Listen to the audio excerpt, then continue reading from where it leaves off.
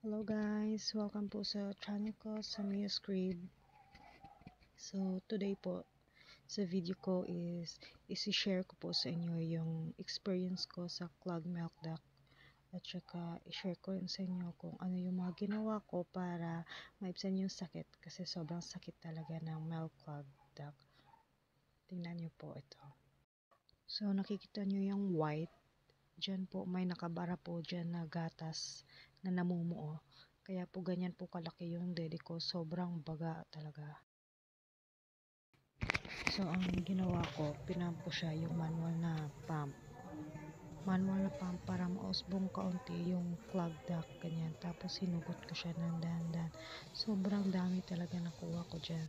So always ako pump ng pump hanggang sa maubos sila. Pagkatapos kong mag-pump, naglalagay ako ng ice. Pinapahiran ko yung breast ko ng ice para maibsan po yung sakit. Yan na po yung mga gatas na namuo po sa loob ng dede ko. Actually, mas marami pa talaga dyan yung mga nakuha ko at saka may mas malalaki pa po dyan.